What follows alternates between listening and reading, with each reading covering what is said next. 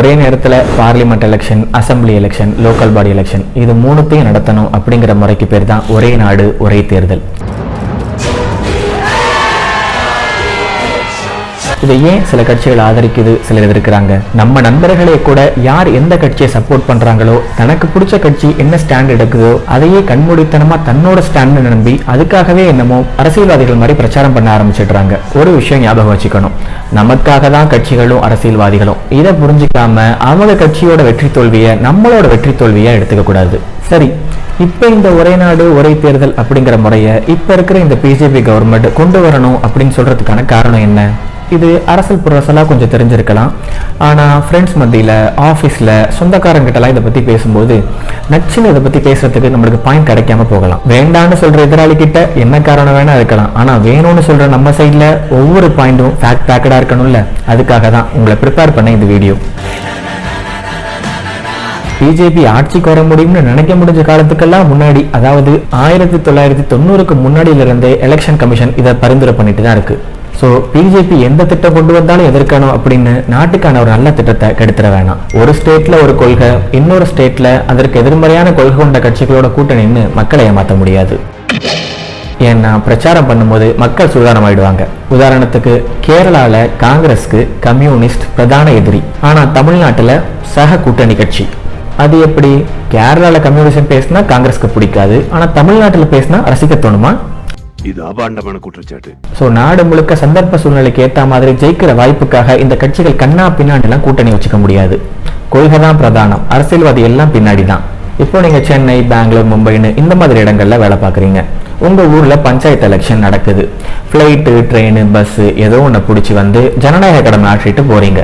அடுத்த ஒரு 10-11 மாசத்துல இன்னொரு எலெக்ஷன் வருது. அது நம்ம ஸ்டேட்டுக்கு சிஎம் செலக்ட் பண்ற எலெக்ஷன் ஆச்சே, எப்படி மிஸ் பண்ண முடியும் அப்படின்னு மறுபடியும் கிளம்பி வர்றீங்க. அட, அடுத்த ஒரு வருஷத்துல எம்பி எலெக்ஷன் வருதுன்னு வைங்க, நாமளும் நம்ம ஆஃபீஸ்ல எவ்வளவுதான் லீவ் கேட்க முடியும், எவ்வளவுதான் செலவு பண்ணிட்டு நாமளும் வந்துட்டு போக முடியும்? நமக்கு தெரிஞ்சவங்களோட கல்யாணம், பிறந்த நாள், ஊர் திருவிழா, ஊர் சுத்தி பார்க்கன்னு இதுக்கே லீவ் போட முடியாத சூழ்நிலையில வருஷம் எலெக்ஷன் நடந்தா நம்ம நிலைமை தான் என்ன? இதுவே வெளிநாட்டுல வேலை பார்க்கறவங்களோட நிலைமையை கொஞ்சம் யோசிச்சு பாருங்க.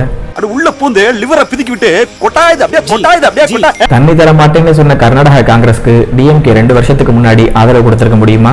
வாய்ப்பே இல்லை.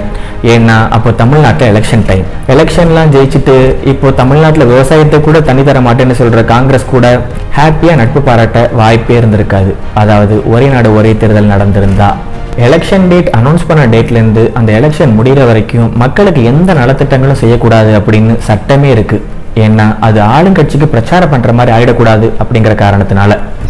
இந்தியாவில் இருக்கிற எல்லா ஸ்டேட்ஸ், டிஸ்ட்ரிக்ட்ஸ், பஞ்சாயத்துன்னு எடுத்து பார்த்தா ஏதோ ஒரு இடத்துல எங்கேயாச்சும் எலெக்ஷன் நடந்துட்டு தான் இருக்கு. அப்படின்னா நாடு முழுக்க ஒரு நல்ல திட்டம் அப்படிங்கிறது கொண்டு வரவே முடியாது. நிறைய எலெக்ஷன் நடக்கிறப்போ நிறைய செலவாகுது. கடந்த ஆண்டு ஆவரேஜ் படி பார்த்தா எலெக்ஷனுக்கு எலெக்ஷன் கமிஷன் கிட்டத்தட்ட 12,000 கோடிக்கு மேல செலவு பண்ணணும் அப்படின்னு எதிர்பார்க்கப்படுது. இது எலெக்ஷன் கமிஷன் மட்டும். அப்போ ஒவ்வொரு கட்சியும் எவ்வளவு செலவு பண்ணணும்னு பாருங்க. நான் சொல்றது ஒயிட்ல மட்டும். பிரச்சாரங்கள், விளம்பரம், அலங்காரங்கள், வர்றவங்களுக்கெல்லாம் சாப்பாடு, அப்புறம் பிளாக்லாம் சேர்த்தா கிட்டத்தட்ட இந்தியாவோட ஒரு வருஷ பட்ஜெட்டே தாண்டிடும். இன்னமும் கூட பிராக்டிக்கலா யோசிங்க. இப்போ மிசோரம், சத்தீஸ்கர், ராஜஸ்தான், தெலங்கானா இங்கெல்லாம் எலெக்ஷனுக்கான கேம்பெயின் போயிட்டு இருக்கு. தேசிய கட்சிகள் மொத்தமா அந்த ஊர்ல போய் உட்காந்து கேம்பெயின் பண்ண வேண்டிய தேவை இருக்கு. ரீசெண்டா நடந்த கர்நாடகா எலெக்ஷன்ல பிரதமர் மோடி அவர்களே வந்து பிரச்சாரம் பண்ணாரு.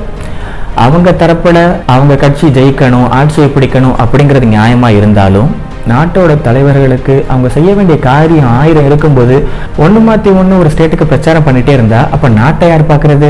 ஸோ ஒரே ஷாட்ல 2-3 மாசம் ஆனாலும் பரவாயில்ல அப்படின்னு ஒரே நாடு ஒரே எலெக்ஷன் ஆரம்பிச்சு ஒரே மூச்சில முடிச்சுட்டா மீதி இருக்கிற 4 வருஷம் 9 மாசம் வேற எந்த தொந்தரவும் இல்லாம அவங்க மக்களுக்கான சேவையில மட்டுமே கான்சென்ட்ரேட் பண்றதுக்கு ஒரு வாய்ப்பா இருக்கும். சரி, இப்ப எல்லாம் நல்லா தானே போயிட்டு இருக்கு, வழக்கத்தை எதுக்கு மாத்தணும் அப்படின்னு கேட்கவே முடியாது. காரணம், இந்தியாவில் எலெக்ஷன் அப்படிங்கிற ஒரு பழக்கம் ஆரம்பிச்ச காலத்துல இருந்தே 20-25 வருஷத்துக்கு ஒரே நாடு ஒரே தேர்தல் அப்படிங்கிற முறை தான் இருந்துச்சு. சுதந்திரம் கிடைச்சி ஒரே நேரத்துல தானே எல்லா ஸ்டேட்ஸுக்கும் சிஎம் பிஎம்லாம் தேர்ந்தெடுக்கப்பட்டாங்க. அப்போ சென்ட்ரல் கவர்மெண்ட் நினைச்சா ஸ்டேட் கவர்மெண்டோட ஆட்சியை ஈஸியா கலைக்க முடியும்னு ஒரு சட்டமே இருந்துச்சு. அதாவது ஆர்டிகல் 356. அதை வச்சு கண்ணா பின்னான்னு நிறைய மாநில அரசு ஆட்சியை கலைச்சிட்டாங்க அப்போ இருந்த மத்திய அரசு. அதை தொடர்ந்து எமர்ஜென்சி காலம் கேட்கவா வேணும். அப்ப நடந்த குளறுபடினாலதான் இந்த ஒரே நாடு ஒரே தேர்தல் அப்படிங்கிற முறை கொஞ்சம் கொஞ்சமா தளர்ந்ததே. ஆக்சுவலா இதை பத்தி இன்னும் கூட வேற லெவல் லாஜிக்ஸோட பேசிட்டே இருக்கலாம். பட் எஸ், இந்த 8 காரணங்கள்ல ஒரு 2-3 ஞாபகம் இருந்தா கூட போதும், அந்த கான்வர்சேஷன்ல நீங்க ஈஸியா ஜம்முன்னு வின் பண்ணிட முடியும். Good luck.